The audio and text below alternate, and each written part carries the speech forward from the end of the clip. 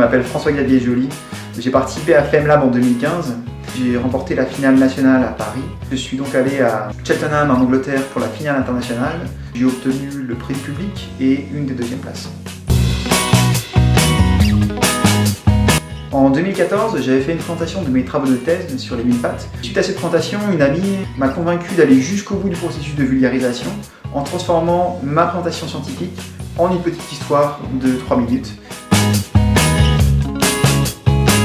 Pour le passage à la finale française, j'avais quelques appréhensions parce que du coup, j'avais jamais vraiment présenté devant une audience. J'ai répété ma présentation devant des amis, devant des collègues. J'ai essayé de réduire mon texte pour être sûr que ça passe en 3 minutes. Et j'ai répété. La masterclass a sûrement été un des moments les plus formateurs de cette expérience. J'y ai appris beaucoup de techniques de vulgarisation pour être plus à l'aise devant un groupe et pour mieux préparer toute présentation, quelle que soit l'audience.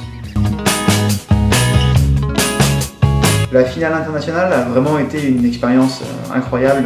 Ensuite, c'était pas mal d'émotions aussi parce qu'il y avait quasiment 800 personnes, je crois, à la finale. Et c'était aussi retransmis en direct. C'était à la fois assez stressant, mais aussi super sympa de savoir que pour une fois, à un moment, on pouvait trouver une audience. À la suite de FameLab, j'ai été invité au Muséum d'Histoire Naturelle pour la Nuit des chercheurs. J'ai aussi réalisé un épisode de Ma thèse en 2 minutes avec le Huffington Post. Après ma participation à FameLab, j'ai ajouté un lien vers la vidéo de la finale internationale sur mon CV. Et depuis, j'ai postulé à 2 postdoctorats que j'ai tous les 2 obtenus. J'ai aussi reçu des mails de chercheurs que je ne connaissais pas mais qui travaillent dans mon domaine pour me dire qu'ils avaient trouvé ma vidéo sur internet et qu'ils avaient beaucoup apprécié. Ou même certains pour me dire qu'ils avaient inclus leur vidéo dans leurs cours et qu'ils la montraient à leurs étudiants. Je suis chercheur en écologie des sols et actuellement je suis en postdoctorat à l'université de Stirling en Écosse.